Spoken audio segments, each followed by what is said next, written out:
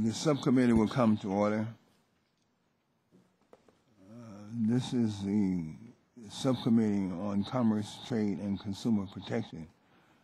And the purpose of today's hearing is to hear from various witnesses on the subject of prioritizing chemicals for safety determination.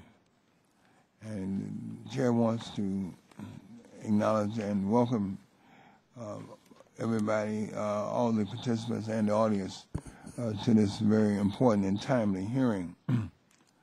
The chair now recognizes himself for 5 minutes for the purposes of an opening statement.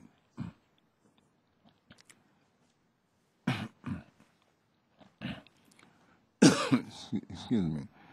The troubling alert that the GAO issued in January 2009 regarding the Environmental Protection Agency should still echo through the 111th Congress. Upon adding EPA oversight of toxic chemicals and mixtures to its high-risk series, GAO stated, and I quote, EPA's inadequate progress in assessing toxic chemicals significantly limits the agency's ability to fulfill its mission of protecting human health and the environment, end of quote. Given the long-term and adverse impacts that a poor effort to reform TSCA will have on our economy, public health, and environment, we cannot pretend to have not heard the alarm. There is growing evidence that some of these toxic agents are linked to serious and chronic health problems, as well as to environmental protection and contamination of our food sources, our air quality, and our waterways. I stated at our last TSCA subcommittee hearing in February of this year that I intended to conduct and conclude a deliberative process that reverses past congressional inaction of reauthorizing TSCA and conducting meaningful oversight of the statute's effectiveness. By coming together this morning to review EPA's prioritization practices, we are approaching another significant milestone in the above-stated process. When TSCA was enacted in 1976, Congress failed to employ adequate authority upon the EPA to restrict or ban the use of unsafe toxics. Before engaging its enforcement authority under Title I, Section 6 and 9 of TSCA, EPA would have to meet what now appears to have been an insurmountable burden of proof for meeting the unreasonable risk to public safety standards. Indeed, the courts have construed EPA's power under TSCA so narrowly that it has not acted effectively to ban not a single chemical since 1991. Nor has EPA issued testing rules for more than 5% of those chemicals that appear on EPA's current priority testing list, many of which currently lack sufficient safety testing information. Even though EPA has been reluctant to invoke its enforcement authority under TSCA, around 22,000 new chemical substances have been added since 1979 to the EPA's inventory of individual chemicals, which currently totals more than 84,000 chemicals. As a result, the safety of the vast majority of chemical substances, which has been placed into a stream of commerce, has never been adequately reviewed under TSCA. One of our tasks today is to consider options for ranking chemicals from the most unsafe to human health and the environment to the least unsafe to the human health and to the environment. In listening to and questioning the witnesses, we should also discuss which parties should bear the obligation of providing sufficient data about the properties of chemicals and testing those properties, how these chemicals and the products containing them are used, and when the data that is on hand is inadequate and should trigger further testing and assessment. And let me extend my deepest thanks to the witnesses who are present here. They've come unselfishly to give their time, expertise, and candid viewpoints on this central theme of prioritization as it relates to the comprehensive reform of TSCA.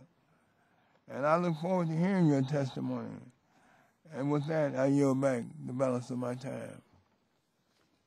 The chair now recognizes the ranking member, Mr. Radonovich, for the purposes of an opening statement for 5 minutes. Thank you, Mr. Chairman. I want to welcome everybody to the committee. I appreciate you being here with your input, and do appreciate the chairman in this deliberative process with a subject that hopefully recognizes the complexity of the law, the persons impacted by it, and the overall impact any reform might have on our nation's manufacturing sector. Based on my experiences with enormous negative ramifications from enactment of some well-meaning provisions in the toy bill and my continuing concerns about the benefits of some of the environmental legislation coming out of my home state of California, I remain quite concerned about the direction any effort on TSCA might take in the name of reform. I am especially concerned that a chorus of diverse interests might be seen to be calling for TSCA reform when in reality these stakeholders might be only looking for modest or cosmetic changes. We all know that TSCA is a very complex statute and that making radical changes to this law could have drastic effects on Americans' standard of living. Further, we also know that TSCA does not operate in a legal vacuum when it comes to regulating chemicals. There are other federal chemical laws that deal with specific segments of the American economy, be it pharmaceuticals, pesticides, household consumer projects, and workplace safety. Because these and other authorities, Section 6 of TSCA suggests that its authority should only be used to fill other gaps in the law rather than have it gratuitously pile on duplicate regulations for its own sake. I think our discussion this morning is a helpful one.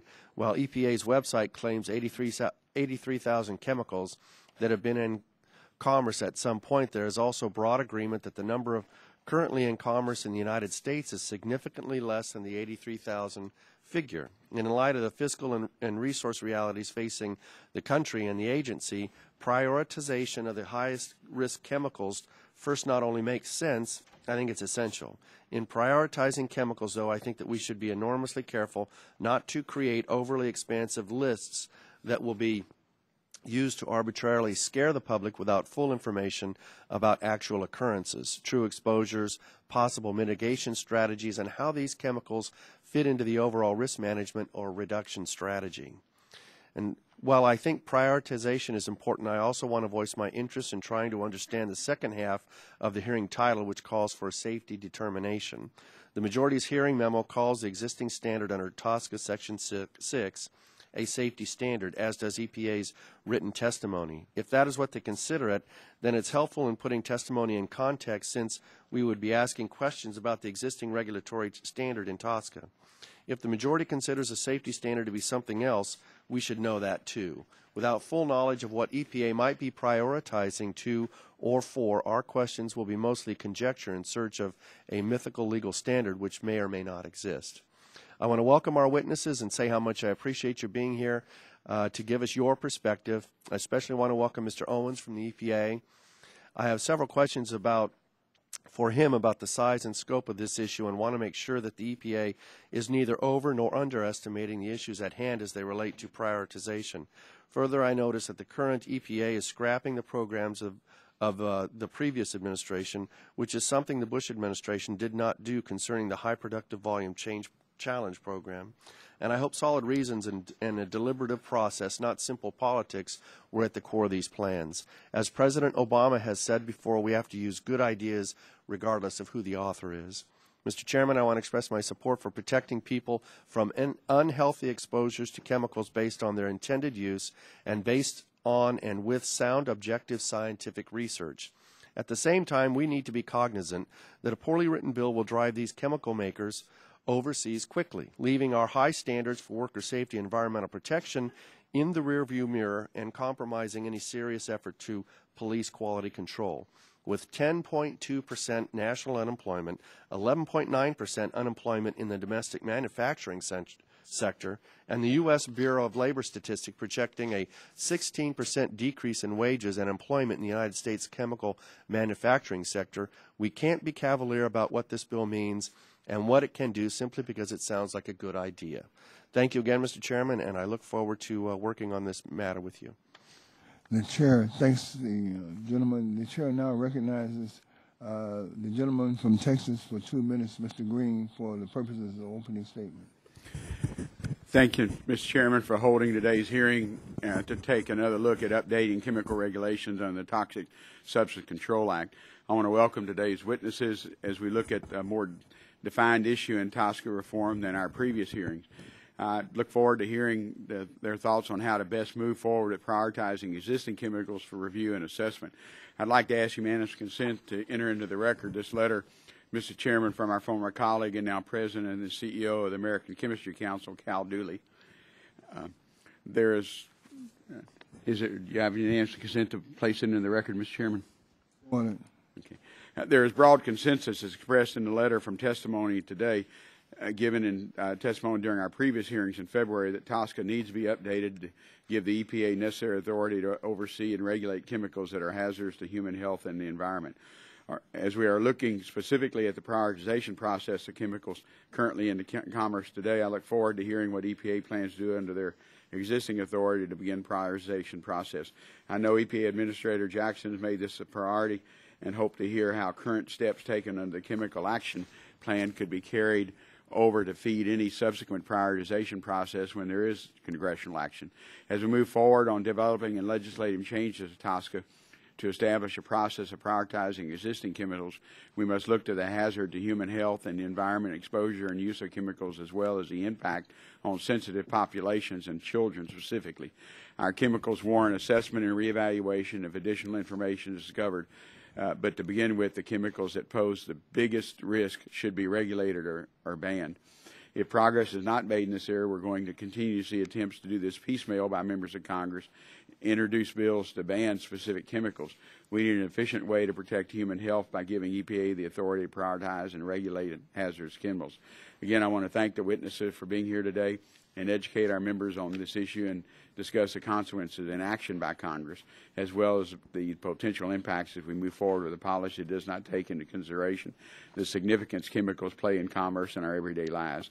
And again, I thank you, Mr. Chairman. This is an important issue, and we need to look at all aspects of legislating this area and the effect it will have. And I yield back my time. The gentleman from Pennsylvania, Mr. Pitts, is recognized. Thank you, Mr. Chairman. Thank you for holding this important hearing on chemical prioritization and standard setting. As we know, the Toxic Substance Chemicals Act, signed by President Ford in 1976, is responsible for identifying and regulating toxic substances in the United States commerce.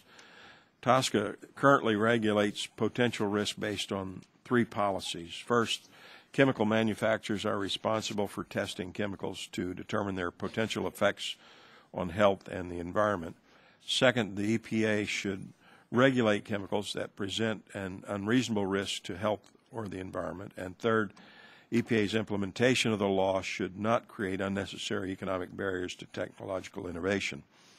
In the event that this committee moves to amend this law, it's prudent to keep in mind that a majority of stakeholders believe that overhauling TSCA will involve prioritizing tens of thousands of chemicals.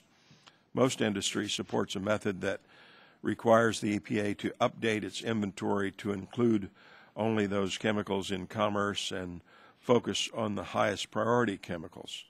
In addition, it is prudent that we start with existing data rather than requesting new data sets and disregarding the existing data. In addition, if reform moves forward, the issue of safety determination must be carefully evaluated.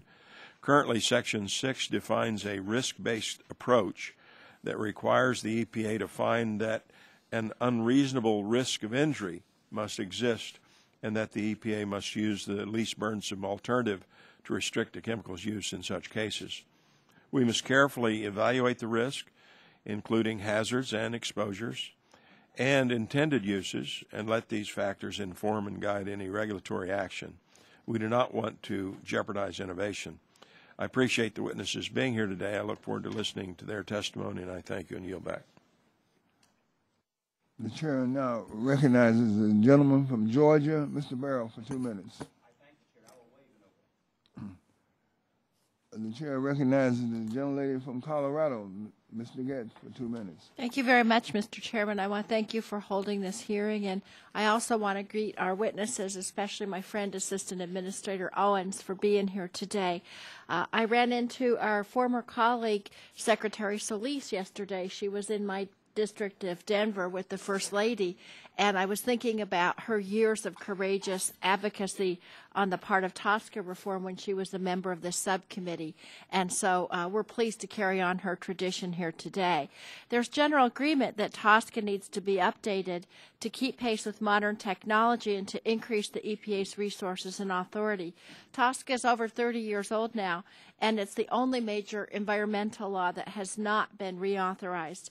In those 30 years, the EPA has inventoried roughly 82,000 chemicals used in commerce in the United States.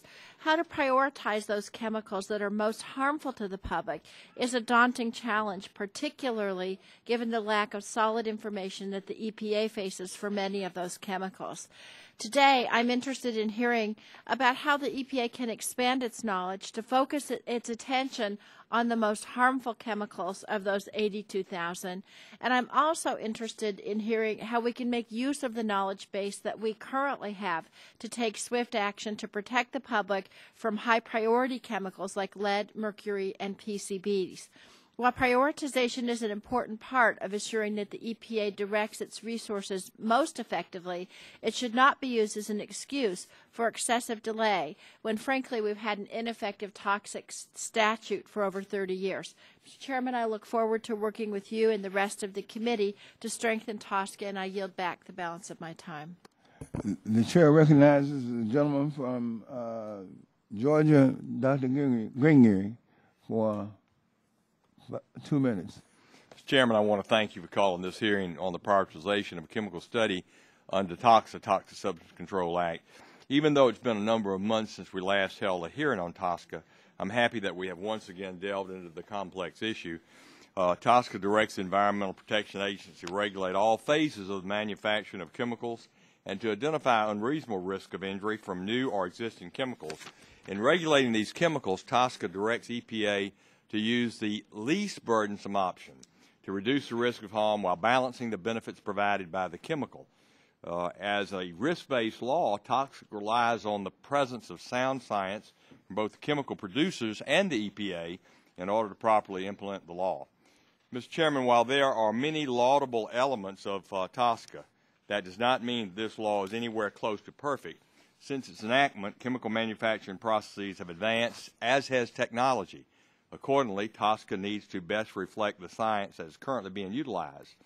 As we heard during our first hearing on this matter back in February, TSCA reform is needed because we need to ensure the safety of chemicals used in all products. However, while there is that consensus, the way to accomplish that reform is subject to debate and, yes, disagreement. Ultimately, I believe that we should use this hearing to learn what the appropriate safety standards should be on the prioritization of chemical regulations through TSCA. Like a number of my colleagues, I fear that if we use this hearing as a vehicle to fundamentally overhaul TSCA, we will jeopardize the long-term viability of the chemical industry, which will have lingering ramifications for other industries, and subsequently this stressed economy of ours. Mr. Chairman, I'd suggest that as we hear from our distinguished panel of witnesses today, let's keep in mind the underlying risk-based principles that guide the current implementation of TSCA. I certainly look forward to their testimonies, and I'll yield back the balance of my time. The chair now recognizes the chairman emeritus of the full committee, my friend from Michigan, Mr. Dingle, for 5 minutes for the purposes of the opening statement. Mr. Chairman, first, thank you for holding this hearing today. And second of all, I want to commend you for the fine way in which you are chairing this committee. We owe you a debt for that. Since our last hearing back in February, I've heard from various stakeholders about the need for reauthorization and revamping the Toxic Substances Control Act, TSCA. After 33 years, it has become quite clear that the law needs a thorough examination and reauthorization. We've heard this from industry, environmental groups, and consumer advocacy organizations. Now, EPA has not banned a single chemical under TSCA in nearly 20 years. Despite our best intentions back in 1976, it would appear that TSCA is not working as we hoped it would when it's been enacted. We need to address our attention to whether the 84,000 chemicals in EPA's inventory, growing by 700 new chemicals introduced each year, tells us that something has to be done, and it may be that the choice before this committee is going to be between coming to a judgment that EPA is doing a superb job, that EPA is not doing the job that it should, that all of these chemicals are safe, or that there is not enough money or enough attention given, or that historic bad leadership has made it impossible for EPA to do the job. So we need to have a careful look at this. Now, the nearly universal agreement that TSCA needs reauthorization is the easy part. The difficulty, as we all know, is in how and what we do. Frankly, the committee does look forward to hearing from our witnesses today, and I expect that we will have some very valuable differing points of view on the matter to look at and to frame our judgments as to how matters are going and what is to be done. To date, EPA has only been able to require testing on 200 of the 84,000 chemicals in the inventory. Figuring a way to prioritize how these chemicals are to be addressed in a timely manner based on sound science and the broad public interest in a way that protects the public health promises to be challenging, but indeed it must be done. Furthermore, I want to thank the witnesses here today for bringing up the important factor that often gets neglected, and that is funding. We need to reauthorize and to revise TSCA. We must work to have adequate and a consistent funding for the program. Without this proper funding, we will not get the results that we want, and it will lead to a constant source of frustration on the part of everybody, including industry, which needs certainty in order to compete in a global marketplace. And we're finding that funding of programs of this kind is a continuing and ongoing problem. Certainly we have a similar situation with regard to Superfund, and I'm sure that this committee is going to want to look at that at some early future time. Again, Mr. Chairman, thank you for the deliberate and thoughtful approach that the subcommittee is taking in this matter. It's important that we do this right, not only to get the desirable result of a more workable law that protects human health, but we also need to ensure that we do not needlessly inflict financial burdens on industry and producers in a very difficult economic climate. I thank you for your courtesy to me, Mr. Chairman, and I yield back the balance of my time. The chair thanks the gentleman. The chair now recognizes the gentleman from Pennsylvania, Dr. Murphy, for 2 minutes.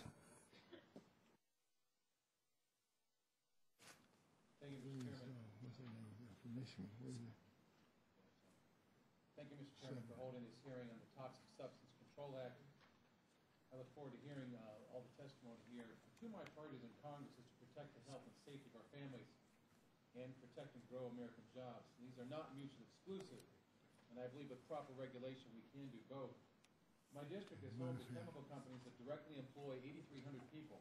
Companies like Bayer, Lanxess, Nova, PPG, and Eastman, just to name a few. As we examine this act, it's important to realize that chemical manufacturers play a central role in America's manufacturing base and in America's safety.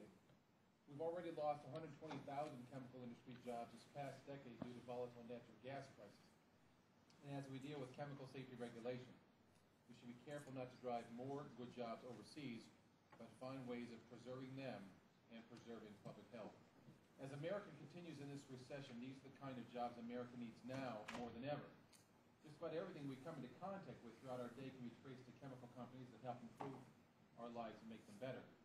However, we know that there are some chemicals which are harmful to people, others which make life better. As this committee looks at potential reforms to TSCA and how to prioritize chemicals, it is extremely important we focus on those chemicals and their use that are currently in commerce and their impact on potential health risks. Also, we do not need to reinvent the wheel with each chemical, as there's plenty of existing data and models in the EU and in Canada that we can look upon as we research new data. I look forward to hearing the testimony on this Toxic Substance Control Act, and I yield back, Mr. Chairman. The chair thanks the gentleman. The gentleman from Ohio, Mr. Space, is recognized for 2 minutes. Thank you, Mr. Chairman, and Ranking Member Radonovich for convening today's hearing, and thank you to our witnesses for taking the time to be here. The overarching consensus seems to be that the Toxic Substances Control Act is badly in need of reform. In this day and age, it would be shocking if something 33 years old did not require updating as technology, industry, and science progress. Specifically, we appear to all agree that changes to TSCA should call for the prioritization of certain chemicals for fast-track evaluation. Mr. Chairman, I applaud your efforts to continue this dialogue. I truly believe that through bringing all stakeholders together, we can develop a legislative product that represents an acceptable roadmap for progress. Such process will ensure that the EPA has the authority it needs to protect the public, in many cases young children and other vulnerable populations, and the producers and downstream users are provided with the regulatory framework within each market so that they can properly prepare their goods. Ultimately, consumers have a right to know that the products they purchase and use are safe, and those reassurances benefit all involved. I look forward to today's testimony. I look forward to continuing to work on TSCA reform with my colleagues. I yield back. Thank you, Mr. Chairman. The gentlelady from Illinois, the vice chair of the subcommittee, Ms. Schakowsky, is recognized for 2 minutes. Thank you, Mr. Chairman, for yielding and holding this hearing. I want to publicly convey my thanks to EPA Administrator Lisa Jackson, who actually invited all the members of our subcommittee to breakfast. We enjoyed the conversation very much, which did involve TSCA. I want to thank Mr. Murphy for representing his side of the aisle at that breakfast. So I hope you'll convey that to her, Mr. Owens. The Toxic Substance Control Act has many deficiencies that endanger the public's health. One of the most striking is that when it was enacted, TSCA grandfathered in without conducting any assessment all chemicals that existed in 1976. This problem was further exacerbated by the fact that the statute never provided adequate authority for EPA to reevaluate existing chemicals as new concerns arose or science was updated. Consequently, in the 3 decades since TSCA became law, EPA has only been able to test 200 of the 80,000 plus chemicals produced and used in the United States. There's no question that this has placed every American, but especially our nation's poorest and most vulnerable, at risk of being exposed to potentially lethal levels of harmful chemicals that have no place being in our stores and in our homes and in our environment.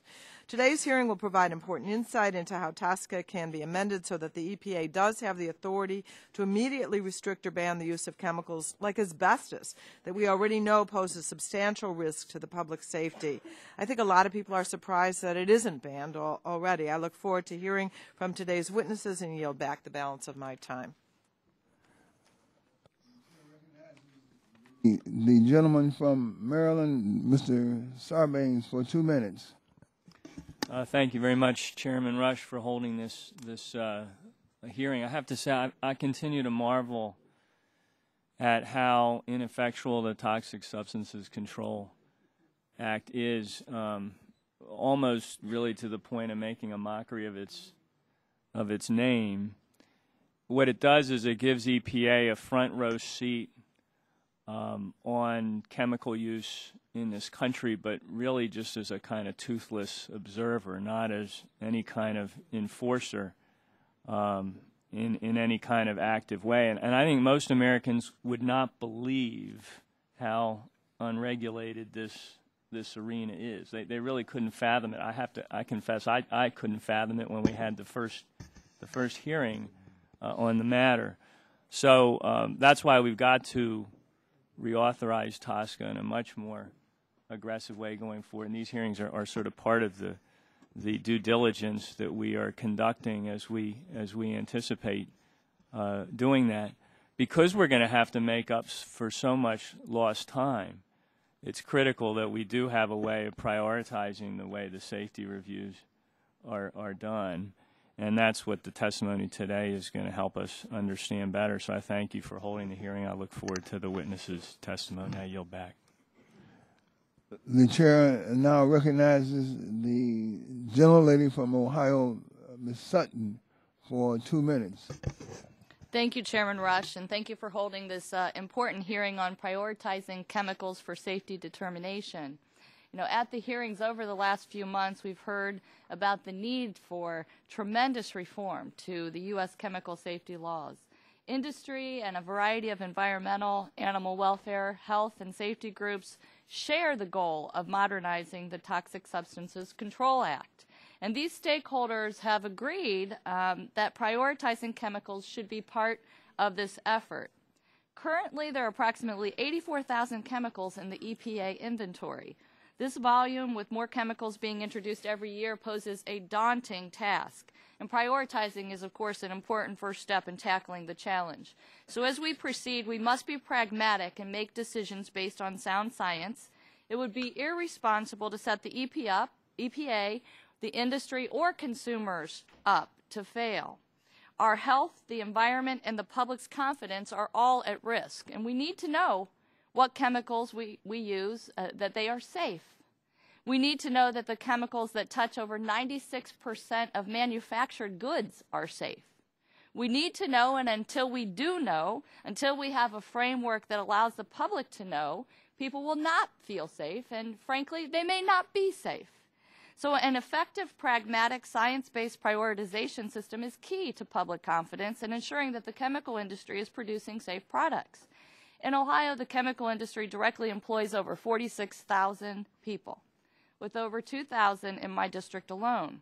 And these are good-paying jobs that indirectly contribute to an additional 157,000 jobs in Ohio's economy. These jobs are clearly important. And as we move forward, we must move forward together to ensure the public's trust, to protect the public and the future generations from the health and environmental harm, and to provide industry with a clear direction to ensure that our workers keep working. These are multiple goals and multiple outcomes that we have to achieve, and I am confident that we can achieve. And so I'm grateful for the panel being here. I look forward to hearing your ideas about how we get there together. I yield back. The gentlelady from Florida is recognized for 2 minutes, Ms. Castor. Thank you, Chairman Rush, very much for calling this very important hearing. The oversight of these thousands and thousands of chemicals throughout America are the oversight is vitally important to American families and to our public health. The Toxic Substances Control Act has had laudable goals, but frankly, it's broken. It's been very ineffectual. We can do a lot better. I'd like to salute EPA Administrator Lisa Jackson for her leadership. She's putting protection back into Environmental Protection Agency where it belongs. She's rightfully focused on the chemicals of concern. and the chemicals that have the highest risk to the public health. This is an area where American families and citizens everywhere rely on their government. The average person on the street doesn't have the expertise to determine what chemicals in our environment have the highest risk to our public health and the safety of our kids. So we've got to live up to our responsibility. It's our job to get this done and to ensure that TSCA is working for our families and citizens everywhere. So thank you. I'll yield back. The chair recognizes now the gentleman from North Carolina, Mr. Butterfield, for 2 minutes. Thank you, Mr. Chairman. I'm going to submit my statement for the record, if you will. Thank you. The chair thanks the gentleman. And now the chair recognizes the gentleman from Utah, Mr. Matheson, for 2 minutes. Mr. Chair, I'll waive my opening statement. Well, thank you very much. Now it comes at a point that we now must hear from, and are delighted, frankly, to hear from our witnesses. But before our witnesses are recognized, it is the practice of this subcommittee to swear in the witnesses. So I would ask that you please stand and raise your right hand. Do you solemnly swear to tell the truth, the whole truth, and nothing but the truth? Let the record reflect that the witnesses have responded affirmatively. And now it is my privilege and honor to introduce the witnesses to you. On my left is the Honorable Steve Owens. Mr. Owens is the Assistant Administrator for the Office of Prevention, Pesticides, and Toxic Substances for the U.S. Environmental Protection Agency. Seated next to Mr. Owens is Dr. Eric Sampson. Dr. Sampson is the Director of the Division of Laboratory Sciences at the National Center for Environmental Health, the Centers for Disease Control and Protection, and the Department of Health and Human Services. Next to Dr. Sampson is Dr. Daryl Ditz. Did I pronounce it correctly? Ditz. He's the Senior Policy Advisor for the Center for International Environmental Law. Next to Dr. Ditz is Mr. Bill Greggs. He's a consultant for the Consumer Specialty Products Association, for the Grocery Manufacturers Association, and for the Soap and Detergent Association. And next to Mr. Greggs is Ms. Beth Bosley. She is a consultant also for the Society of Chemical Manufacturers and their affiliates. Again, the chair welcomes you, and the chair now recognizes the Honorable Steve Owens for 5 minutes for the purposes of an opening statement. Well, thank you, Mr. Chairman, and good morning to you, and good morning, Vice Chair Schakowsky and Ranking Member Radonovich and members of the subcommittee. Thank you for the opportunity to address you today, and I thank all of you for your leadership on this very important issue. I've been on the job as the Assistant Administrator for the Office of Prevention, Pesticides, and Toxic Substances for roughly 4 months now, so trying to get up to speed and working very hard on this and other critical issues that are facing EPA. But I do want to say at the outset, as many of you know, I was a former congressional committee staffer. It's a little different being on this side of the microphone than it was back then in those days, but again, I appreciate the opportunity to be here. It's also a privilege to be here with Dr. Eric Sampson, my colleague from the Centers for Disease Control. We work very closely with CDC on biomonitoring and a host of other very important issues. As many of you have noted this morning, EPA has jurisdiction over chemicals pursuant to the 1976 Toxic Substances Control Act, which is called TSCA. TSCA is the only major environmental statute that has not been reauthorized since its passage. And there are over 80,000 existing chemicals currently on the TSCA inventory, a few of which have actually been studied for their risks to children and families. Unlike the laws applicable to drugs and pesticides, TSCA does not have a mandatory program by which EPA must review the safety of existing chemicals. And in addition, TSCA places legal and procedural requirements on EPA's ability to request the generation and submission of health and environmental data on existing chemicals. TSCA was an important step at the time it was enacted 33 years ago, but over the years, not only has TSCA fallen behind the industry it's supposed to regulate, it's also proven inadequate for providing the protection against chemical risks that the public rightfully expects. As noted by Vice Chair Schakowsky, when TSCA was enacted, it grandfathered in, without any evaluation, the more than 60,000 chemicals that were in existence in 1976. And further, TSCA never provided adequate authority for EPA to reevaluate existing chemicals as new concerns arose or as science was updated. And it failed to grant EPA full authority to compel companies to provide toxicity data on those chemicals. As a result, in the 33 years since TSCA was enacted, EPA has been able to require testing on only around 200 of the more than 80,000 chemicals now produced and used in the United States. It's also been difficult for EPA to take action to limit or ban chemicals that have actually been found to cause unreasonable risk to human health or the environment. Even if EPA has substantial data and wants to protect the public against known risks, the law creates obstacles to quick and effective regulatory action. For example, as was noted, after years of study and nearly unanimous scientific opinion, EPA issued a rule phasing out most uses of asbestos in products. Yet a federal court overturned most of this action because the rule failed to comply with the complicated requirements of TSCA. In fact, since 1976, only 5 chemicals have been successfully regulated under TSCA's authority to ban chemicals. The problems with TSCA are so significant that the GAO has put TSCA on its high-risk list of items needing attention. Today, advances in toxicology and analytical chemistry are revealing new pathways of exposure. There are subtle and troubling effects of many chemicals on hormone systems, human reproduction, intellectual development, and cognition, particularly in young children. It's clear that TSCA must be updated and strengthened for EPA to properly do our job of protecting public health and the environment.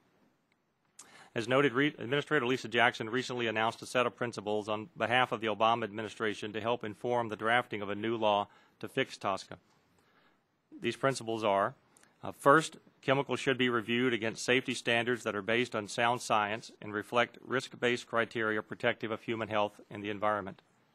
Second, the responsibility for providing adequate health and safety information should rest on industry, and EPA should have the necessary tools to quickly and efficiently require testing or obtain other information from manufacturers relevant to determining the safety of chemicals. Third, EPA should have clear authority to take risk management actions when chemicals do not meet the safety standard, with the flexibility to take into account a range of considerations including children's health, economic costs, social benefits, and equity concerns. Fourth, EPA should have clear authority to set priorities for conducting safety reviews. Fifth, we must encourage innovation in green chemistry and support strategies that will lead to safer and more substantially sustainable chemicals and processes. And finally, implementation of the law should be adequately and consistently funded in order to meet the goal of assuring the safety of chemicals and to maintain public confidence that EPA is meeting that goal. Manufacturers of chemicals should support the costs of agency implementation, including the review of information provided by manufacturers. We know that legislative reform may take time. Consequently, Administrator Jackson has directed my office in the interim to utilize our current authority under TSCA to the fullest extent possible to protect the American people from dangerous chemicals. We're currently evaluating an initial set of chemicals based on available hazard, exposure, and use information for potential action. The factors we're using to determine this initial set include the use of the chemicals in consumer products, their persistence in human blood, the persistent bioaccumulative and toxic characteristics of the chemicals, or otherwise known as the PBT characteristics, the toxicity of the chemicals, and the volume of production of the chemicals in commerce. We will produce what we're calling action plans that will outline the risk that these chemicals may present and the steps that we may take to address those concerns. And following the initial list of chemicals that we address and the initial set of action plans that we produce, we'll engage with stakeholders on prioritizing additional chemicals for evaluation, and we aim to complete a group of action plans every 4 months going forward. EPA intends to engage stakeholders, federal partners, and the public in the discussion about prioritizing chemicals for future risk management actions. Mr. Chairman, the time has come to bring TSCA into the 21st century, and Administrator Jackson and I very much look forward to working with Congress and you and members of this subcommittee on these very important issues. I appreciate, again, the opportunity to be here. Thank you very much. The chair now recognizes Dr. Sampson for 5 minutes. Good morning, Mr. Chairman. Good morning, Mr. Chairman and members of the subcommittee. My name is Eric Sampson. Is your mic on? Pull it closer. On. Pull it closer to you. Good morning. Yes, ma'am. Good morning, Mr. Chairman and members of the subcommittee. My name is Eric Sampson. Thank you for Dr. Sampson, maybe you can change microphones. Okay. Because that one's not giving you the volume.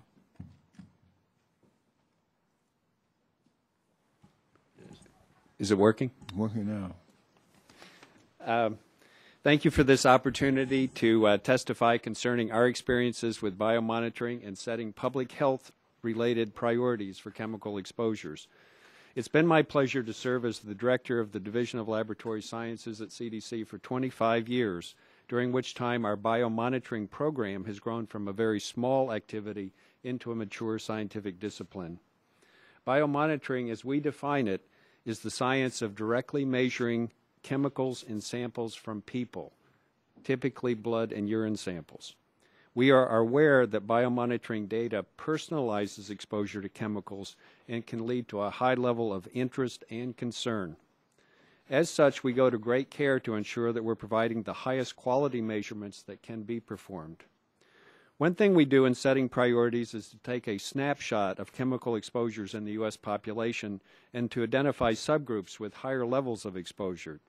To accomplish that, we perform biomonitoring measurements in samples from participants in the National Health and Nutrition Examination Survey, which is a nationally representative sample of the U.S. population. Survey participants receive a physical examination, complete a detailed questionnaire that collects more than 1,000 pieces of information, and donate blood and urine samples. Our biomonitoring data from this survey are made publicly available by the National Center for Health Statistics. In addition, our staff and other scientists publish the findings in peer-reviewed journals, and periodically we publish a national report on human exposure to environmental chemicals. Our 4th report is due out by the end of this year.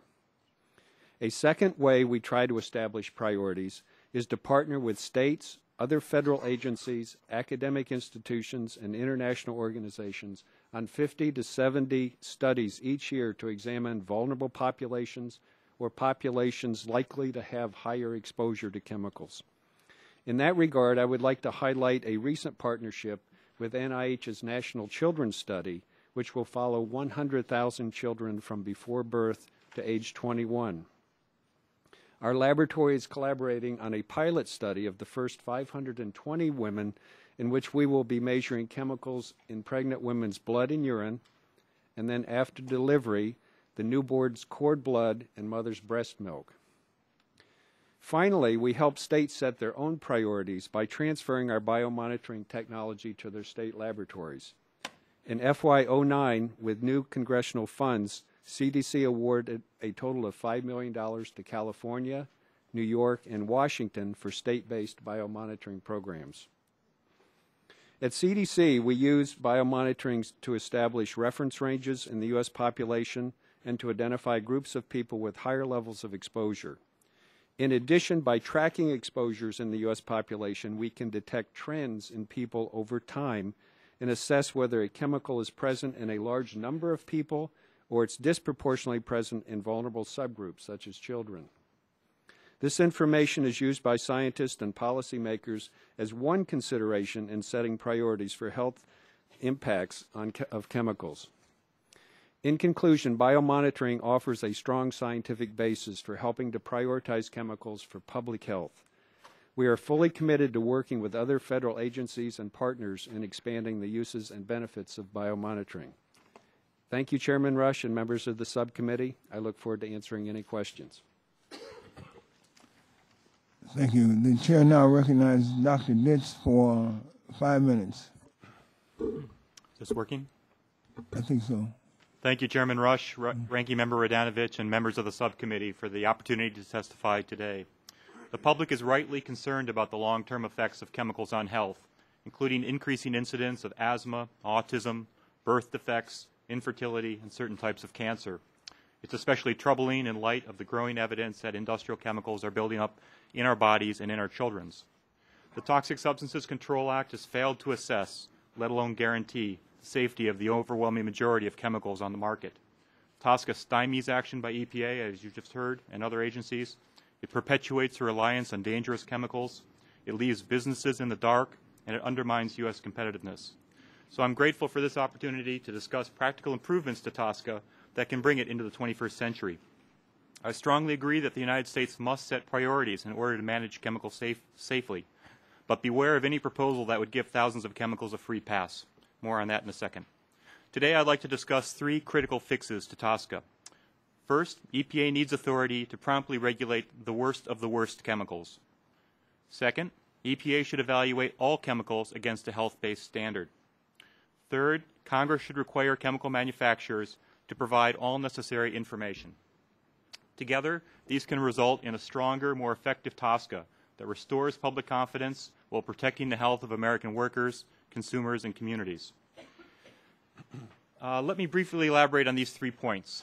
First, EPA needs authority to regulate the worst of the worst chemicals. A new, reinvigorated TSCA can pinpoint high chemicals even now, despite large data gaps. Chemicals that persist in the environment, that bioaccumulate in our bodies, and threaten public health by their toxicity are especially high priorities for action. Such chemicals, called PBTs for short, defy traditional risk assessment techniques. For these substances, a slow, methodical process for evaluating safety is not necessary, and it's not appropriate. The U.S. has already acknowledged the need to act on PBTs, but EPA, as you've heard, is severely constrained by the statute. More than a decade ago, the U.S. and Canada targeted such pollutants for phase-out based on their buildup in the Great Lakes. Frustrated by the slow pace of federal progress, states from Maine to Hawaii are taking decisive action to tackle these chemicals. Eliminating PBTs is also the goal of the Stockholm Convention on Persistent Organic Pollutants. This international treaty, signed under President George W. Bush, has been ratified by 168 countries, but not the United States. Meanwhile, PBT levels are rising in the U.S. population, and sadly, Native Americans in Alaska, quite counterintuitively, are among the highest exposed people in the world. In addition to PBTs, chemicals like formaldehyde, asbestos, phthalates, mercury, and bisphenol A also warrant immediate action. EPA Administrator recently announced plans to address these and other notorious substances, but the agency's ability to act depend on TSCA's unreasonable risk standard, which is the Achilles heel that's prevented effective action for more than 2 decades. Second, EPA should evaluate all chemicals against a health-based standard. Because it will take years to complete this task, EPA should prioritize the order in which chemicals are evaluated. The proposed 2008 Kid-Safe Chemicals Act charged EPA with deciding which substances should be evaluated first, based on a set of multiple criteria: high production volume, known hazards, presence in air, water, and food, or human exposure. These are all reasonable factors to consider in managing an orderly process. But here's a critical point. Prioritization should be applied to organize the review, but not to circumvent a full safety evaluation. It would be a serious mistake if, in the guise of priority setting, many or most chemicals escape the needed scrutiny. The American Chemistry Council's new principles for modernizing TSCA appear to favor this short-sighted approach. Third, Congress should require chemical manufacturers to provide up-to-date, comprehensive safety information. This is vital if we're going to identify chemicals that pose little or no concern, as well as high-risk chemicals. There's a role for prioritization here, too. Chemicals that are first in line for the safety determination should be required to submit their data first. It just makes sense. Eventually, all chemicals on the market should be required to submit and periodically update this information. That's basically how we regulate pesticides and pharmaceuticals today, and it's suitable for industrial chemicals, too.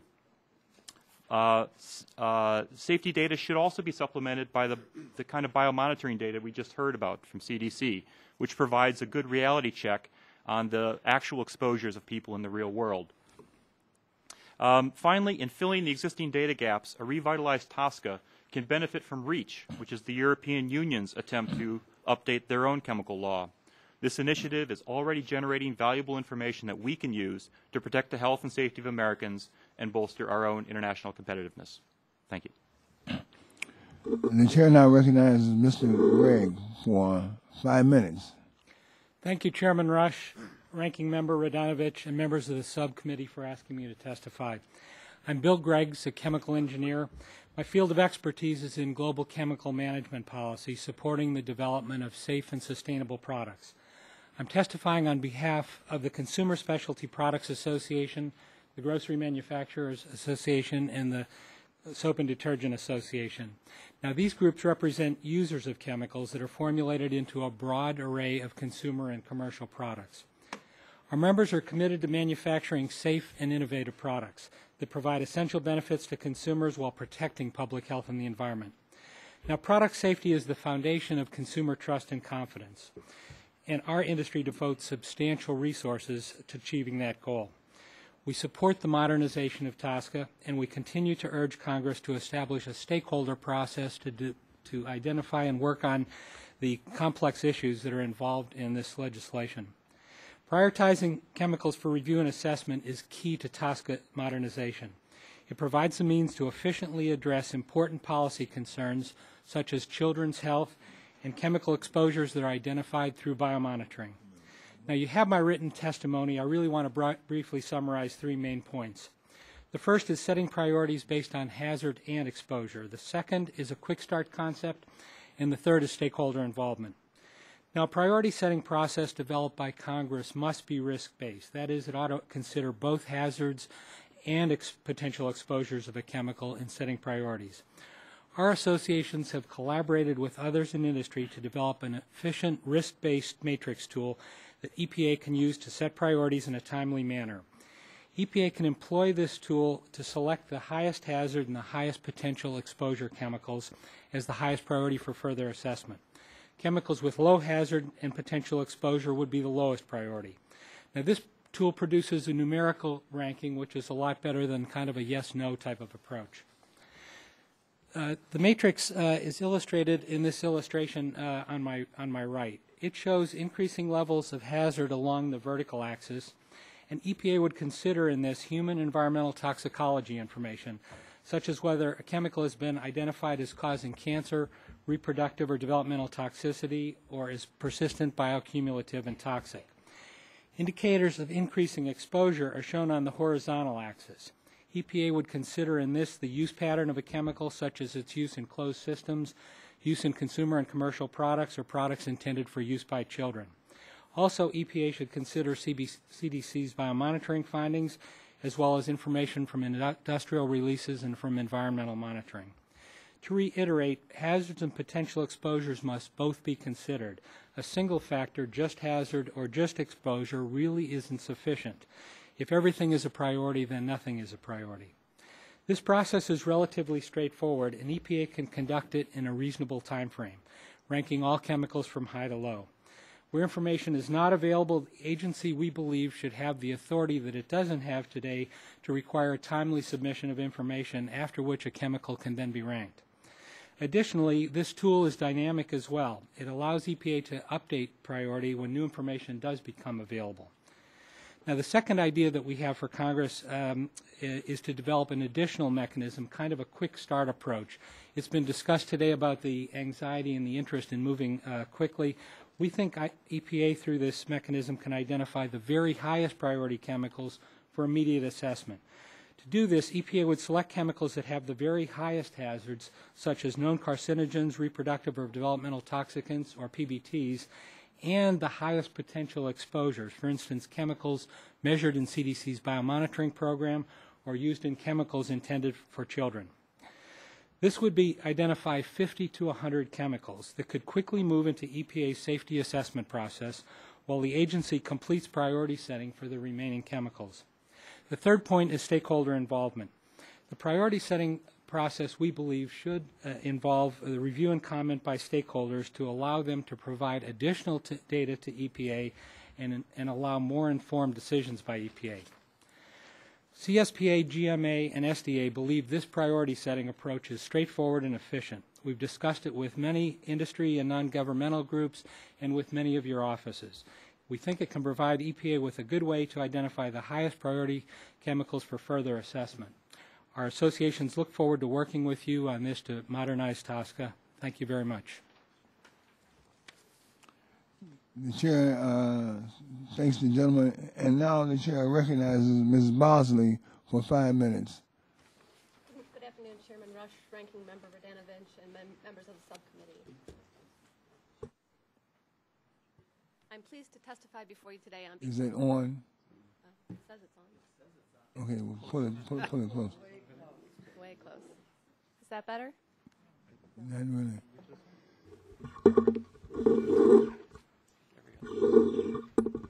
Is that better? That's better. I'm pleased to testify before you today on behalf of the Society of Chemical Manufacturers and Affiliates, or SOCMA. SOCMA has served the batch and specialty chemical industry since 1921. We have 300 members, usually small to medium-sized companies. Our members make a $60 billion annual impact to the national economy, and we contribute to the chemical industry's position as one of the nation's largest exporters. As we testified before the subcommittee last February, SOCMA supports EPA's and Congress's fundamental goal of protecting human health and the environment from hazardous chemical exposure. SOCMA members are prepared to continue doing our part in this effort. We are pleased to have this opportunity to share with you our perspective on revising TSCA. SOCMA agrees that TSCA can be modernized and that policy goals can be accomplished in a way that doesn't devastate a strategic American industry already fighting recession and foreign competition. As I'll discuss, two principles are essential to sustainable chemical management law that won't eliminate jobs, economic growth, or critical products. First, TSCA priorities should be established based on risk, as you've heard from some other witnesses this morning. And second, proven regulatory mechanisms should be used as the basis for this modernization. Prioritization of risk must remain a fundamental principle of TSCA. This means basing priorities and regulatory criteria on scientific evaluation of toxicological response and exposure factors. For instance, if a chemical is highly toxic but used only in strictly controlled industrial environments or in small quantities, then the risk to public health is fairly small. The second important principle for TSCA reform is leveraging regulatory mechanisms that already work. We agree with EPA that the existing regulatory framework is better suited to American health, environmental, and economic interest than Europe's monolithic regime known as REACH. Applying an approach like REACH in the United States could devastate small and medium-sized companies and do so unnecessarily, since a more practical approach is available. Industry certainly does not oppose the potential for new regulation. We acknowledge the success of current environmental laws and programs, and these mechanisms show promise in being able to achieve new policy objectives without sacrificing hundreds of businesses and thousands of jobs. For example, the Canadian approach to chemicals management has systematically prioritized that nation's inventory and is therefore much further ahead of the EU with respect to evaluations of chemicals in commerce. Another mechanism supported by SOCMA was the inventory reset, which was part of EPA's recently discontinued CHAMP program. This would have provided an accurate measure of the chemicals now in commerce, which we believe is the only realistic starting point. Of the over 80,000 chemicals now listed on the inventory, data suggests that only about 1/3 of these are presently in commerce. The program also identified categories of well-characterized chemicals, prioritized them, and systematically targeted them for further review. Even the TSCA critics did not challenge the groupings identified by EPA at that time and supported this notion of prioritization. The program then went into an evaluation of the risks associated with the exposures to these chemicals. For these reasons, we believe that CHAMP should not have been abandoned because it will simply have to be reinstituted under another name. We should also embrace the TSCA mechanisms that have worked well, like the New Chemicals Program, where EPA has successfully reviewed roughly 40,000 new chemicals since 1979 without impeding the innovation that is crucial to American competitiveness. Through this EPA program, known as the PMN process, over 1,000 chemicals undergo a review every year. This successful model should also be applied to existing chemicals. We should recognize the massive amount of data that was generated during APE's HPV, or high production volume program, and leverage that data in making initial determinations of risk.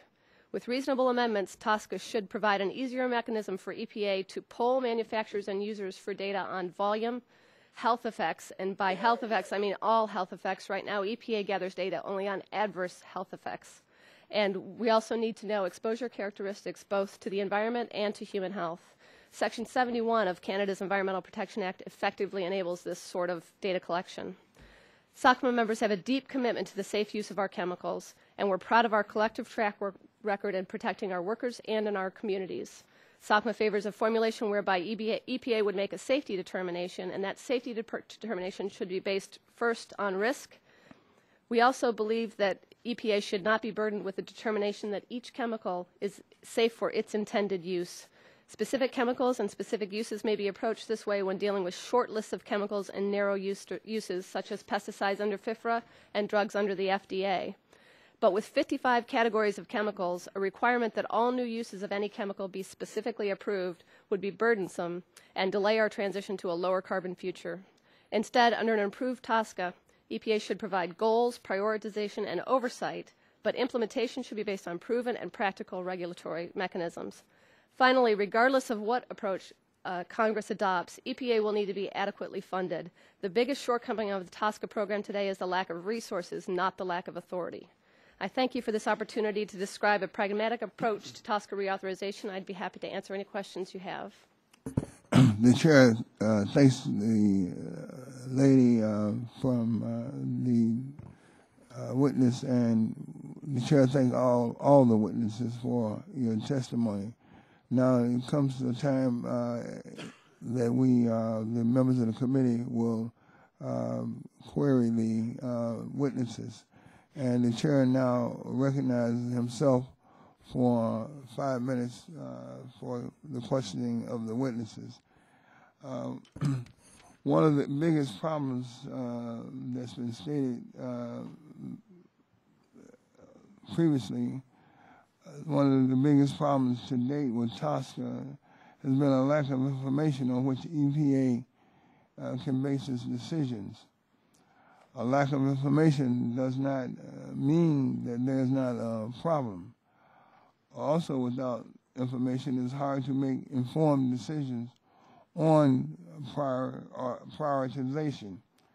It seems to me that the EPA should require the submission of crucial information needed to determine how a chemical should be prioritized.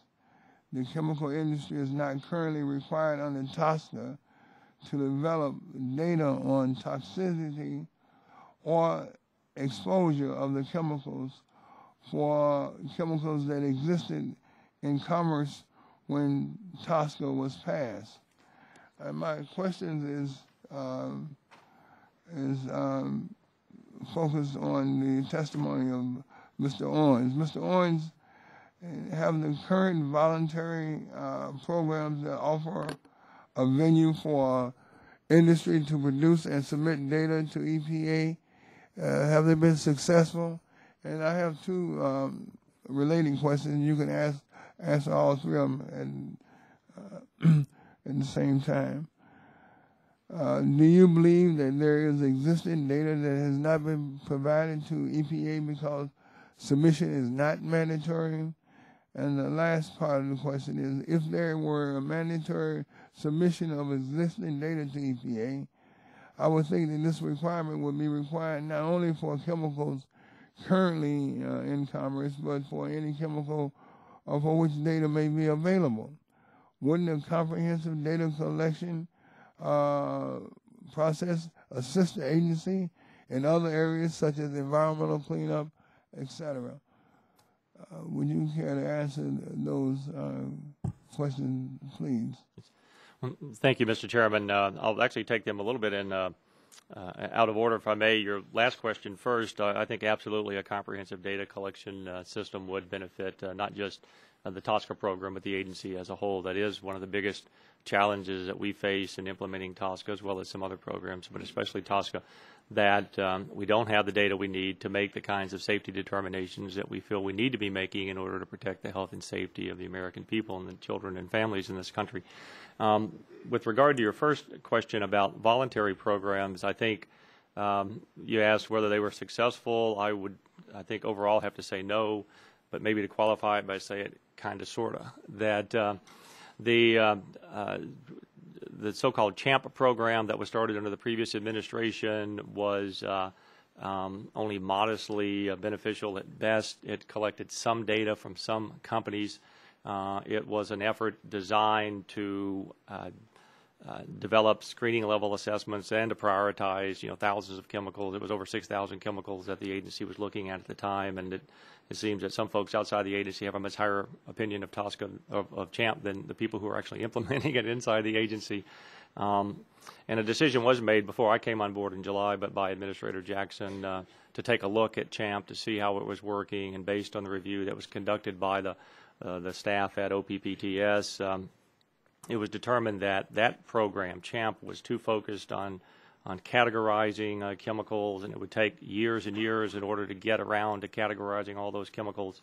And those categorizations were having to be made on the basis of incomplete and inadequate information because it was a voluntary program. So being a Westerner, I think one way that I have always tried to describe the CHAMP program since I've been there is it's, especially folks from Texas might say, but as in Arizona we'd say it as well, it was all hat, no cattle.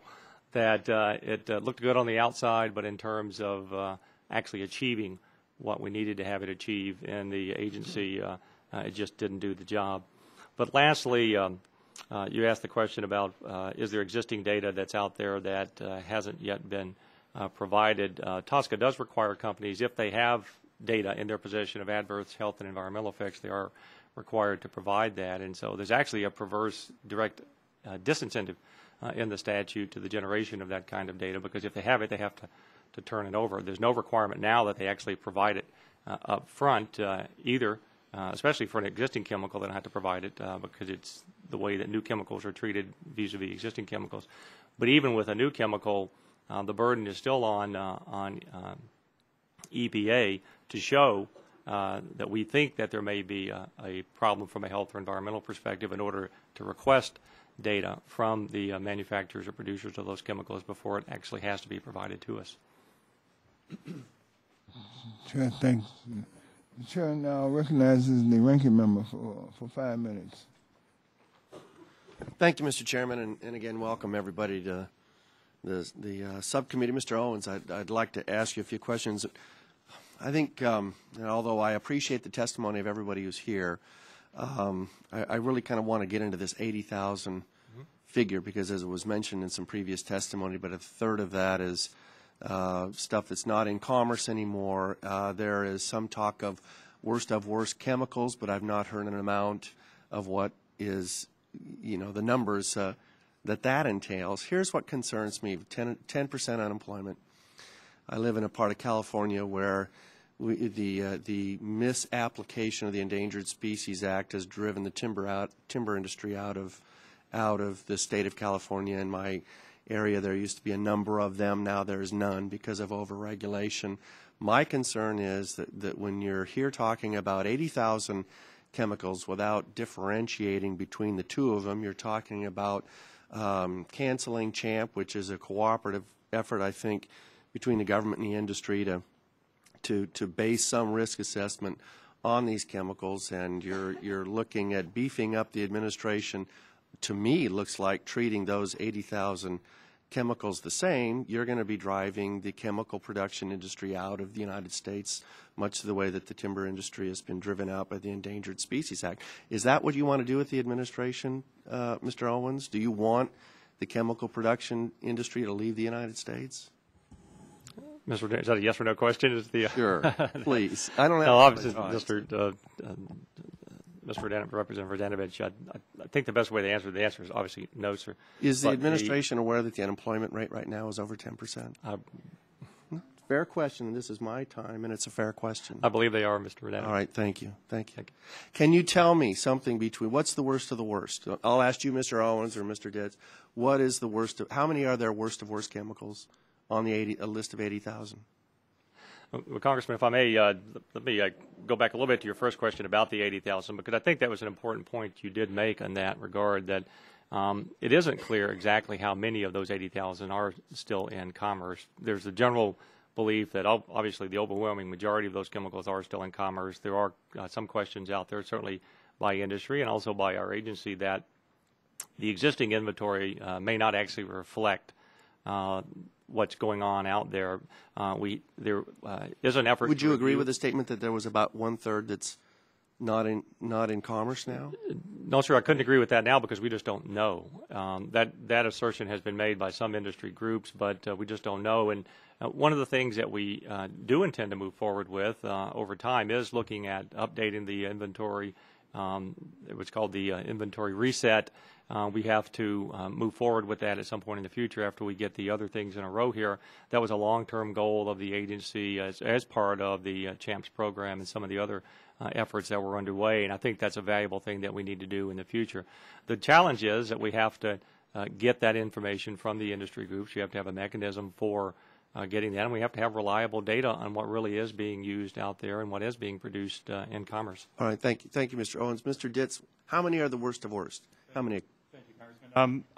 Of course, when we have giant question marks about Mr. Ditz, if you could just say how many worst of worst chemicals are out there. Thank you. I'll try to give you a straight answer. Well, it'd be a number. Since you're the expert, you can tell me how many worst of worst chemicals are out there. I can tell you roughly how many chemicals are known to be in this group. For example, for PBT chemicals, we're talking about dozens. Mr. Ditz, if you could dozens, so there's 12. No, that would 24. be a dozen, but there are 21, for example, on the international treaty, which the rest of the world is moving on with. Okay, there are so we got 80,000 chemicals out there, and you've got probably say less than 50 that are on the worst of worst. There's no way to know, and this is exactly the point that this hearing is so helpful for. Okay. We will never know unless we look at the whole All right, file. I appreciate the fact. I'm just trying to get things in perspective because I don't want the chemical production industry to go offshore. It's pretty much that's it. Thank you very much. Now, Mr. Owens, you mentioned CHAMP and how there was careful consideration under the information that I have. It was a rather hasty move. Can you tell me tell me how you went through the deliberative process? And I'd also like to know how that affects the Montebello Agreement, where CHAMP was a significant part in the cooperation between Mexico and Canada in getting a handle on these chemicals and regulating them. Congressman, the review that took place, as I said, did take place before I got there, but what the staff did was take a look at the timelines involved for review of the over 6,000 chemicals that were being looked at under CHAMP, the types of data and information that were being provided. Again, it was fairly spotty, kind of hit or miss data that was coming in. Some companies were providing a fair amount, others were providing none at all. Some chemicals had what they were calling sponsors, where a particular company or group of companies would provide data on that. Other chemicals were completely orphaned. There was no data at all on those chemicals, where it really was a hit or miss, very spotty process going forward with CHAMP. And with the length of time it was going to take to, under the existing regulatory regime, to cajole that data out of the people who had it, if it existed at all out there among industry groups, then to put it into these bins, as they were being called internally, into the 3 different categories that the agency was going to use, and then somewhere down the line to get around to actually deciding which were the worst of the worst and to do something about it. We were looking at years and years and years down the road, with the focus of Administrator Jackson on the need to make chemical management a top priority for our agency and to do the kinds of things we need to do to protect the health and safety of children and families in this country. It was felt that we needed to take a more proactive approach to trying to identify what might be the worst of the worst chemicals in the immediate sense, to take action on. And that's why we've been developing these action plans. As I mentioned, we're hoping to unveil some of them in December, and then every 4 months or so thereafter to have another smallish group of roughly 4 or so chemicals. You know, it's a pretty modest approach that we'll be undertaking because of the limitations we have under TSCA and the limited amount of information, but we are taking the data that we received under CHAMP and that we otherwise have at the agency, applying it to chemicals as we know we have, looking at data that CDC and other folks have developed through the bioaccumulation, the biomonitoring processes that they've had and the studies that have been done out there to do that kind of work. Thank you, Mr. Owens. Appreciate your time. Thank you, sir. Thank you, Mr. The gentlelady from Illinois is recognized for 2 minutes for questioning. 2 minutes for questions? For 5 minutes. Thank you. Thank you, Mr. Chairman.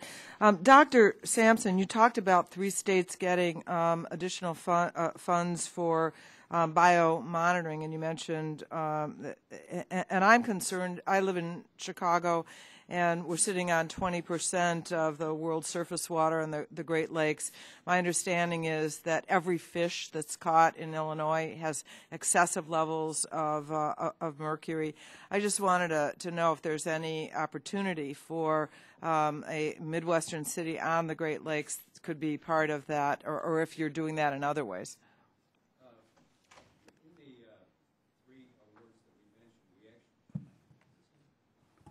In the awards that we mentioned for California, New York, and the state of Washington, there were actually 33 states that turned in applications. They turned in very good proposals on how they would use their money locally, and so it. Well, you know, Dr. Ditz talked about the Great Lake, mentioned the Great Lakes. I just think that it's really important that we look at that as well. Mr. Owens, you said you're going to release action plans in December, and then every 4 months. But I want Mr. Greggs mentioned what do you call it, quick start approach, 50 to 100 chemicals. I wonder what you think of that. That you know that there'd be pretty universal agreement. I mean, correct me if I'm wrong. Of 50 to 100. I guess I'm just talking about getting started, and this quick start approach as being one way to go.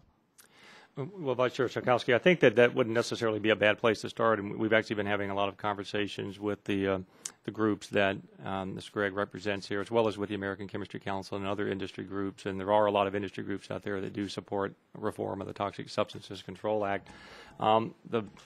Without having had a detailed conversation with them about it, I would say, though, that that should be a floor rather than the ceiling. It should be kind of the jumping off point, not the be-all and end-all, because you might have a situation in which you have low exposure because of a very narrow, limited population. I think Alaskan Native were mentioned, maybe Native Americans, maybe a subset of children in a certain. No, I know you talked about criteria. All I'm saying is that December we'll have the action plan, and then 4 months later some chemicals will be announced. Just seems to me if there's a consensus on in regulators, the scientific community, and the industry on some of the most toxic, the worst of the worst, that would be a place to get going right away. Congresswoman, the only thing I would say on that is I don't think there actually has been an agreement on the actual list. I think that's what we're talking about with the criteria. But there would be substantial overlaps, I think, between what we would think would be the worst of the worst and what some industry groups would be, and some advocacy groups as well. So there would be a good place to start. And we've identified 6 chemical groups that we're going to be looking at for the first action plans. We'll probably do 4 of those in December. Then some of those will be carried. The other ones will be carried over to early next year. We'll have our public process where we'll be getting information from NGOs and industry groups about what those worst of the worst chemicals might be, to put them into our priority for action plans in the future. So. Okay. I guess all I want to say is that while obviously we have to process, and it's refreshing to say science is going to drive this, we also, I think, need to move as quickly as possible. Let me ask Mr. Greggs and Ms. Bosley, in terms of minimum data requirements, do you agree that the industry needs to provide the information? Let me ask you that, but then also ask Mr. Owens if you think it ought to be mandatory to require that data. Thank you, ma'am. We believe that EPA should have sufficient data, not only just to make priority decisions, but later on as they do safety assessments and make decisions about risk and decisions about risk management. So we think that that's very important. As I testified today, the first thing to do is let's identify the priority chemicals. We believe that there is substantial information, especially for this quick start using the criteria that I described, where we could get started quickly. We believe that industry will have a significant role in that, unlike the action plan that EPA is starting now. Under our idea, the belief is that the development and assembly of that data, really the burden of that would be transferred to industry putting that together and then providing it to the EPA to make the safety decisions. I might add that industry isn't really sure what data EPA would like for a priority 1, 2, 3, 4, or 5 chemical. If there was a base set identified, industry could certainly provide as much data as it can. Mr. Owens, do you need the authority to require industry to provide the data? Congresswoman, yes, we do. That has been one of the challenges. So even with the CHAMP program, with the heralding it's received here this morning by Ms. Bosley, that not all companies participated, not all companies generated the data, not all companies provided it, and without a mandatory or requirement that the data be produced in the first place and then be provided to EPA, we'll never get where we need to be in that regard. Thank you. I appreciate everyone's testimony. Dr. Ditz, though I didn't ask you, I appreciate it. The chair recognizes now Mr. Scalise for 5 minutes. Thank the chairman. Mr. Sampson, Sampson. In the CDC third report from July 2005, it stated that for many environmental chemicals, we need more research to assess health risks from different blood or urine levels. The results shown in the third report should help prioritize and foster research on human health risks that result from exposure to environmental chemicals. The presence of a chemical does not imply disease. The levels or concentrations of the chemical are more important determinants of the relation to disease when established in appropriate research studies than the detection or presence of a chemical. Does the CDC still stand behind that statement? Yes, sir. That's a very good question. We do. And would you like me to just explain? Typically, sure. What we do in our surveys are that we measure this cross-section of the U.S. population, several thousand samples, and that is in the third report that you are talking about. And what has happened since the beginning of these reports, when we identify a chemical in a large percentage of the population, that typically will spur a lot of research in that area. But we are very careful not to say that this chemical by its presence is causing harm. In most cases, we just need additional information. And it's very important to mention that our ability to detect the chemicals in our surveys and in populations is exceeding the ability to actually determine whether health effects are occurring, and we think that's a very big area of research that's needed. Okay, thank you. Mr. Gregg, could you comment on the new REACH policy that's currently being implemented in Europe, and if such a policy was implemented here in the United States, what would that mean for U.S. industries? Sure. As you, I'm sure, are aware, REACH is an extremely comprehensive policy that's been recently put into place in Europe. Some would say overwhelming is a potential concern. I think our thought really is that others, as well as those in Europe, have looked at chemical policies as well. Canada, for instance, which was mentioned in some earlier comments. Our thought really is that we ought to take the best parts from REACH from Canada and look at what is appropriate in the U.S., apply that in the U.S. so that we get a gold standard in the U.S. for the chemical management policy that we put in as part of TSCA modernization.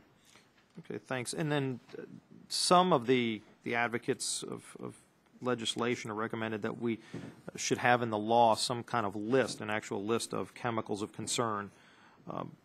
Now, some people suggest that rather than inform people, that list would end up being a blacklist and make it much more complicated for manufacturers and processors. Do you agree with having a list, and what would be the impacts of that? Thanks for that question. I testified today that in approaching this prioritization, that it ought to have several key steps. It ought to be science-based. It ought to take a risk kind of approach using hazard and exposure.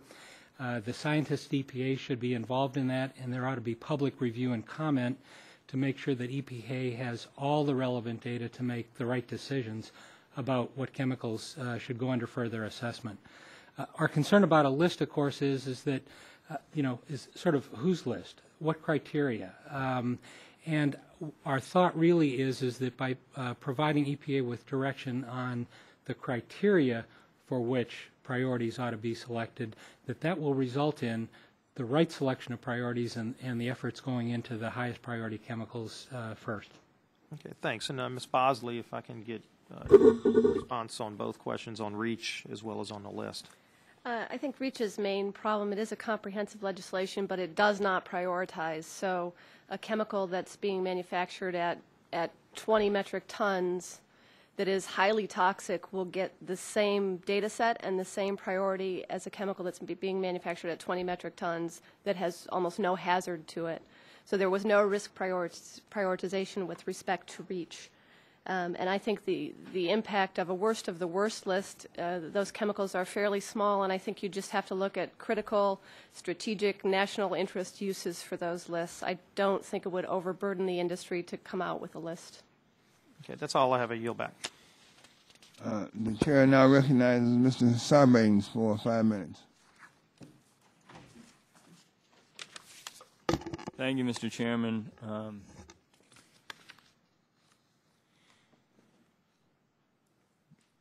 On this issue of the data the industry has provided, Mr. Ditz, I'm going to direct a number of questions to you. On a scale of 1 to 10, where would you peg the sort of integrity and usefulness of the data that industry now is providing? I gather mostly on a voluntary basis in terms of what would be useful for a reviewing agency in making decisions about safety and so forth. Let me try to make sure I'm answering the right question. You're asking 1 to 10 on the integrity of the data that industry is provided by voluntary means. Is that right? Yeah. And I don't mean integrity in terms of whether they're trying to hide the ball. I just mean how useful it is to the process of being able to get to the right answer. Right. Well, the voluntary programs have primarily asked industry for hazard data. That's data on the intrinsic property of a chemical. And that's part of what's needed for any kind of risk assessment. There isn't the corresponding information on the exposure of the chemical. So basically, in terms of risk, it's a 0. We don't have the adequate information. EPA doesn't have it. Customers of the chemical industry don't have it. Investors don't have it. So it's not a fault of industry that they haven't given that. They didn't offer that. It wasn't asked of them in the voluntary program. But when I hear the comments in the hearing today about a risk-based system, I just have to stop and say, we don't have the information. EPA doesn't have it. Nobody has it. And that's why we're not protecting Americans, and we're not protecting our industry from countries who have higher standards than our own. And I assume the REACH program is pulling all of that kind of information as part of its process or not? Well, REACH is trying. There are shortcomings of the European approach, no doubt about it. But it is asking chemical producers to generate basic information on the nature of the chemical. Does it cause cancer? Does it accumulate in people, etc.? And it's also asking companies, how is that chemical used? Is it put into consumer products? Does it go into things which children are exposed to? What are the workplace exposures? Those two kinds of information have to come together before you can do any kind of a risk prioritization. So hats off to Europe for trying. The other thing I'd say about REACH is no matter if you think it's misguided or overreaching or a lot of other descriptions have been attached to it, it will make our job in the United States a lot easier because the data on hazards will be on the Internet. And the companies like Dow and DuPont who operate in the U.S. Will not be hiding that information. It'll be available for EPA and for CDC and for consumers and others. So, frankly, we'll benefit even if we don't lift a finger. All right, let me ask you another question before my time runs out. First of all, I can see how seductive the conversation can become around the worst of the worst, which when you step back and think about it is a heck of a standard to start using. I mean, if you think of a spectrum, you would have chemicals that would be okay, you'd have ones that would be bad, you'd then have a universe that would be considered the worst, and then inside of that we seem to spend a lot of time talking about the worst of the worst.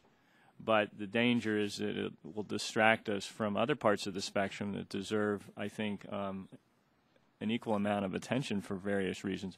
Speak for a moment, because that matrix as well is quite seductive in advancing this notion of a risk-based perspective, and you start thinking, well, that red ball there, that red fiery ball down there in the bottom right-hand corner is really what we should be worrying about. But can you, Mr. Ditz, maybe give an example of a situation where you might not get to that part of the matrix, but the inherent hazards associated with a particular chemical, without maybe the corresponding high use of it, would still suggest and call for taking steps to restrict its use. Well, as I mentioned, when I referred to the worst of the worst, you're right. That's kind of the top of the pyramid of badness, and it represents a very small number of the universe of chemicals. But that's the place where we ought to be able to quickly reach agreement. That's not going to put workers out of business. They're out of jobs, or put businesses to shut their doors. It does make sense to weed out dangerous things, and that's exactly what a Toxic Substances Control Act should have been doing all these decades, but it hasn't. So I really think this is the kind of thing where there ought to be broad agreement. An example of a chemical where it's not, say, broadly used, widely used, but still has these properties, well, the POPs treaty that I mentioned, the Stockholm Convention on Persistent Organic Pollutants, is an international scientific process that leads to the identification and the naming of exactly those chemicals. They get on that list when more than 100 countries agree to put them there. So that's the kind of place where it shouldn't be hard for us to sign on and agree. It includes, for example, a couple of brominated flame retardants, chemicals which historically have been added to things like consumer products, computers, furniture, foam, that kind of thing. And actually, even though TSCA didn't really allow EPA the legal muscle to do it, they still negotiated an agreement with the producers to stop making that stuff. So I guess you could say in some certain cases, when the writing's on the wall, even the manufacturer will surrender and move on to a different product. Those are the kinds of things where reasonable people ought to be able to agree. And frankly, we have to give EPA that power if we're going to ratify the treaty. So eventually we're going to come back to this question, even for the narrow question of those worst of the worst chemicals. Okay, thank you.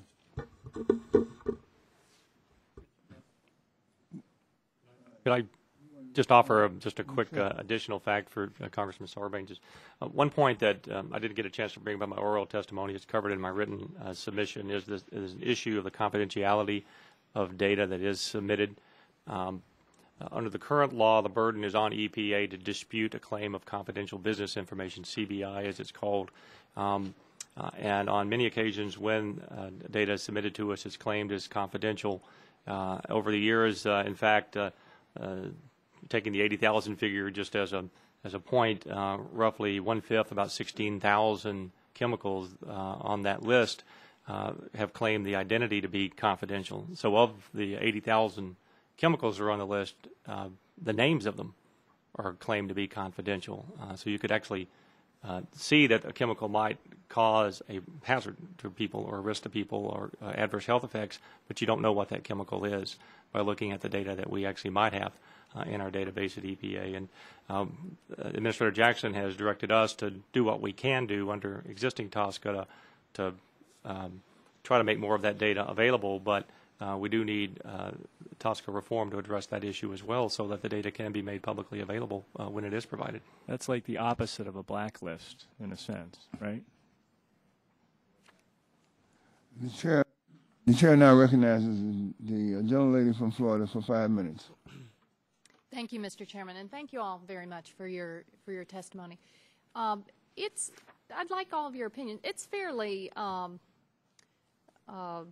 everyone's fairly united in their opinion that TSCA, here adopted originally in 1976, never updated, never modernized, is in need of reform.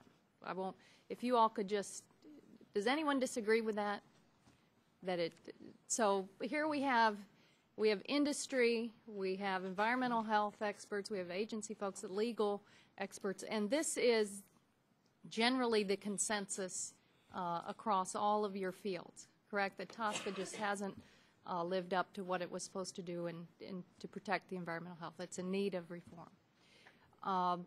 So I find it interesting that there's some criticism right off the bat that this could harm jobs, because I think you both said, representing industry groups, that this could be done, reform could be done without harming jobs and industry. Is that correct? Do I misstate your testimony? And I think we all acknowledge, I've heard Secretary Jackson state how important it is to have a stakeholder process. And Mr. Owens, is that what is going on now? How important are stakeholders to reform efforts? Congresswoman, we, as I mentioned, the administrator unveiled a set of principles on behalf of the Obama administration, and those principles were developed in part based on a lot of conversations that we had at EPA, the administrator herself had with representatives of industry and various NGO groups. And as I also mentioned in my testimony, as we go forward and develop these action plans in the future, we'll be having conversations, we'll have public meetings, we'll have input from industry and public health groups, as well as states and others that are looking at this issue and have things to add to the conversation. So is there any disagreement that you all know of that over the initial approach to focus on the highest risk?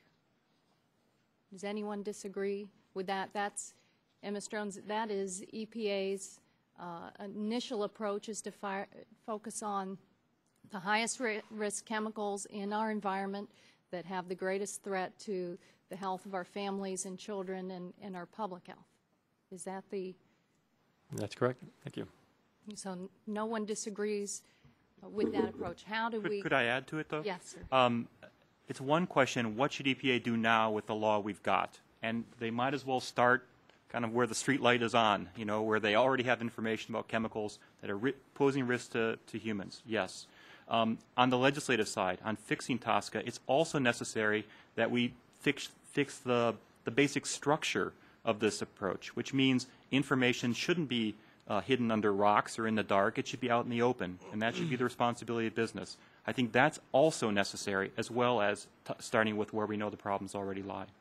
And then, Dr. Sampson, how do we ensure that all of the great medical research that the taxpayers are paying for is incorporated into such a legislative process? For example, the study that you mentioned, the very broad-based comprehensive study of pregnant women and children, and following that, following the health data for many years. We actually think it could be used as a very good mechanism for both setting the priorities, but also looking at priority chemicals in the population over time. And one of the advantages of seeing it in people, it actually is how you're exposed from all sources, be it food, water, air, or whatever. So if it is getting into people and we're detecting it, we can basically look at priority chemicals. If there are regulations that are enacted, you'll see those levels drop, or if new chemicals are introduced, they could appear through biomonitoring. Mr. Owens, you will be actively looking for ways through the modernization of TSCA to incorporate all of the terrific medical research that is available. Oh, absolutely. We, as I mentioned, we're already working closely with CDC as well as other federal agencies that are looking at different substances and making sure that we're coordinating our activities as well. And we have also our own internal research group at our Office of Research and Development that are working on these issues as well. Thank you. I yield back. The chair now recognizes the gentleman from Utah for 5 minutes. Thank you, Mr. Chairman. Mr. Greggs and Ms. Bosley, as TSCA is reauthorized and reformed, how can Congress best balance necessary changes to the current program while still providing for appropriate cost-benefit analysis so that various players can make good decisions regarding which chemicals to use and not use?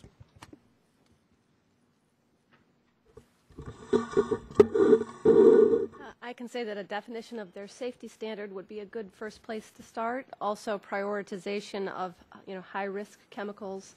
I think that establishing a data set for different priorities of chemicals is very important, and that data set should include that cost-benefit analysis. Okay. Do you have anything to add to that? Okay. You're asking me, sir. I don't know if you have anything to add to that. Yeah, the one thought I have on this is that you asked about risk benefit.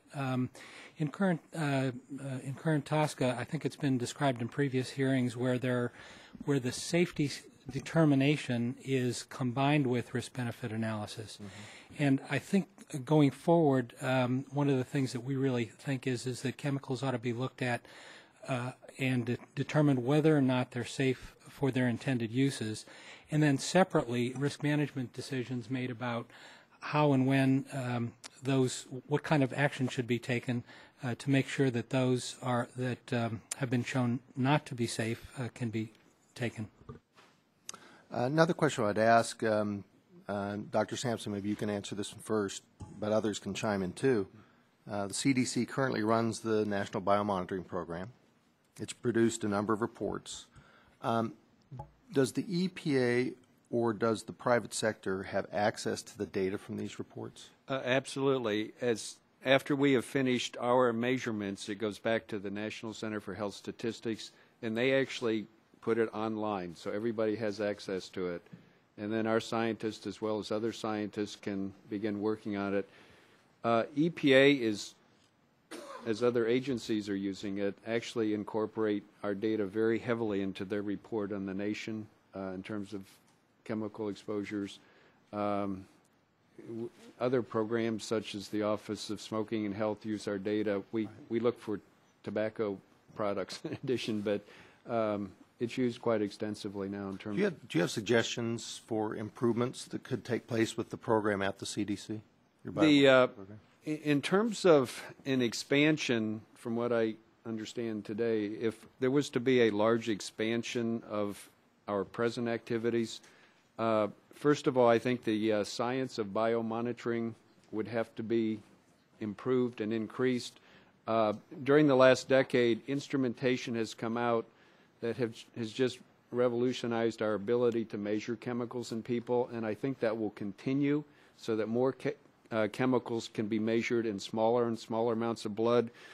The amount of sample you get from a person is a very big deal. Getting more than a vacutainer tube is a fairly big deal. So we have to do all of our measurements in very small amounts of bodily fluids.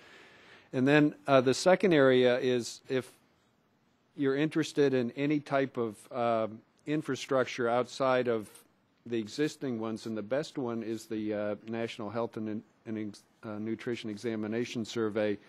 That would require an infrastructure to do that. And since it's human samples, you have to go through institutional review boards and very detailed approvals. So just saying we want to start looking at a new matrix, cord blood has been proposed. Actually, we'll have some hurdles and challenges associated with that.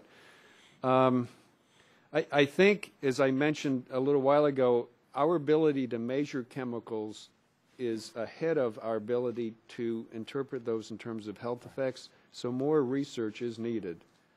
And finally, if it was to be greatly expanded, we have most of the scientists that are doing this in our current laboratory, and there will be a very large workforce demand. I think if you expand to hundreds more and thousands of chemicals, it would be a challenge just in terms of training a slightly larger workforce. So. Okay. Thanks, Mr. Chairman. I'll yield back.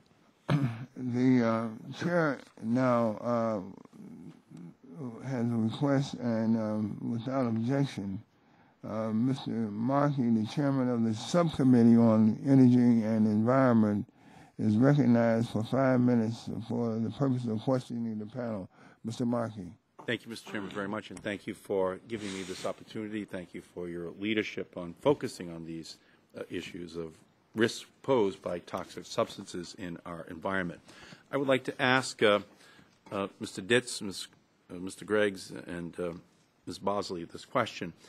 Are there chemicals that you would identify that are already known to be so dangerous that they should be phased out or subject to other action to reduce human exposure immediately?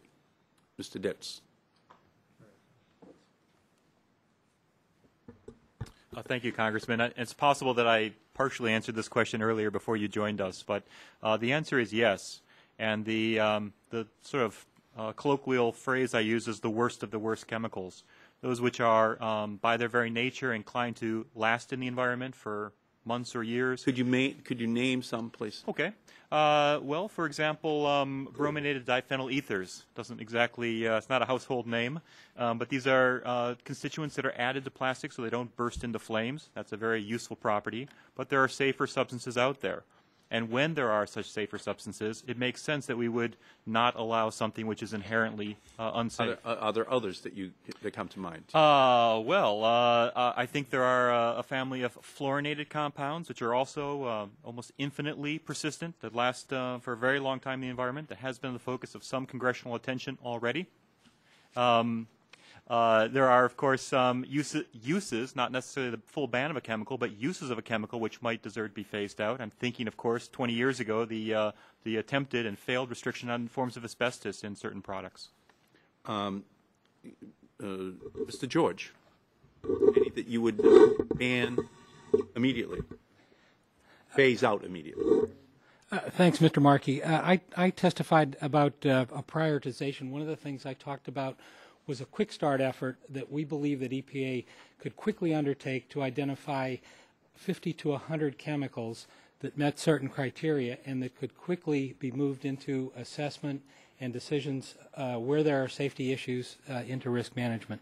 Are there any that you've already concluded from previous studies that should be phased out immediately? Sir, there are a number of chemicals, that have been phased out of a lot of uses. No, I mean any right now that have not been phased out. Can you just name a few that you think should be phased out? No, I don't have any I'd name, but I think these are decisions really that should be made by EPA scientists looking at the data that's supplied by industry and other stakeholders. Okay, but so you're saying there are not some that don't need additional study, that they all need additional study? No, sir. I think that there is substantial data that's available. We also understand that through REACH, which Mr. Scalise asked about, there will be substantial additional data, and as Dr. Ditz indicated. Well, let me go to you, Ms. Bosley. Any that you would phase out, subject to? No, not at this point. Not phase out. I would point to a chemical's use and its exposure criteria. For instance, if you were to take a chemical like phosgene, pretty bad chemical that killed tens of thousands of people in World War I and II, pardon me, yet you couldn't make Crixivan, an AIDS drug today, or breast cancer drugs today, or frankly this tabletop without phosgene. And there has not been a phosgene death in the United States for 30 years. Okay, so let me ask the three of you then, yes and no. Do you believe that the EPA should look at the chemicals that are known to cause health problems and at the chemicals that are already known to be found in humans immediately? Yes or no? Yes, sir. I testified to that. Ms. Bosley? I think that those chemicals should be prioritized, and EPA should take a closer look at them, yes. Unlike many chemicals where one studies acute health impacts associated with high-dose exposure, there are disruptors that impact health after exposures to low doses over sustained periods of time. Can these disruptors be categorized using the same risk assessment as other toxic chemicals, even through their characterizations are very different? Mr. Owens, could you answer that, please? Congressman, let me answer it this way. I think that there are some differences there because of the issue related to low dosage. I think that's a very important thing for our agency to be looking at because there will be some chemicals. There are some chemicals that can have harmful effects in low dosage, either because of the impact themselves or because they do bioaccumulate, either and have a cumulative effect either when paired with other chemicals or other chemicals of the same type of grouping. You can see not just linear but sometimes exponential increases in effects in studies based on cumulative exposure. So that's one of the issues that we really have to take a look at. So do you believe that the EPA's endocrine disruptor screening program does need modernizations like the rest of the EPA's Toxic Chemical Safety Authority does? Congressman, as you know, we finally got the first test orders issued. That program was mandated by Congress in 1996. Finally, a few weeks ago in October, we were able to get the first test orders. The assays were developed and released earlier this year. The first test orders went out in October. There's a lot of catching up to be done in that program, and we're going to be working as hard as we can. Certainly, Administrator Jackson has made that a priority for my office to get the endocrine disruptor screening program on track and move forward. So we'll be looking very closely at the data that we receive from those test orders. They're focused right now on pesticides. There's a list of 67 pesticides that were identified, but and we'll be investigating and reviewing the data, as I said, that we get in from the test orders that we have issued and that we will be issuing going forward to address those 67. Okay. Thank you very much. What about non-pesticides? Congressman, that's an issue that we're clearly looking very closely at as well. I know there's language in the House report from earlier this year talking about the need for us to look at non-pesticides. That's a topic of very serious conversation within the agency. We have to address what's on our screen first, which is the list of 67 pesticides, but clearly there's a great deal of concern about the endocrine disrupting impact of non-pesticide chemicals, and we certainly want to work very closely with members of this committee and other groups that have expressed concern about those chemicals and talk about how we can go forward on it, because we're very much aware of the interest of the House in that. Okay, well, the chairman is moving forward on the overhaul of TSCA, and I think this non-pesticide issue is something that you should stay close to us on so that we can ensure that we include everything that needs to be. The chair will ask the witnesses if they could possibly stay for a second round of questioning. We will give each member 2 minutes for questioning, so if you could stay around for a second round of questions. And the chair recognizes himself for 2 minutes. The CDC has stated that, and I quote, the measurement of an environmental chemical in a person's blood or urine does not by itself mean the chemical caused the disease. End of the quote. Dr. Sampson, the question is, can't monitoring evaluations be used to show a higher likelihood than not that a particular chemical is the cause of a certain disease? For example, a recent AMA journal study tied higher blood BPA levels to cardiovascular diseases, diabetes, and liver enzyme conditions. So the question again to you is, can't biomonitoring evaluations be used? Mr. Chairman, that's a very excellent question. What we do is that publication came out of using our data, which is collected on the Haynes participants, as well as medical information. As I understand, as I explained, when people go through the survey, they actually do a complete physical. They collect 1,000 pieces of questionnaire information, and then they donate blood and urine. Some of the other tests have to do with cardiovascular disease and diabetes and so forth. So investigators do have the ability to link our exposure data with disease type of data. Now, our ability to detect chemicals has exceeded the current ability to interpret it in terms of those health effects. So we are trying to work with other federal agencies like the National Institutes for Environmental Health Sciences and so forth to look at that problem more closely. The chemical you're referring to is bisphenol A, and I believe NIEHS has just introduced some money from the stimulus package to look at more health effects studies associated with exposure to bisphenol A. Thank you. The chair recognizes the ranking member. Thank you. Thank you, Mr. Chairman. And a quick question for Mr. Owens, if I may. I want to go back to the Montebello Agreement and how the administration plans to carry out the Montebello Agreement without CHAMP.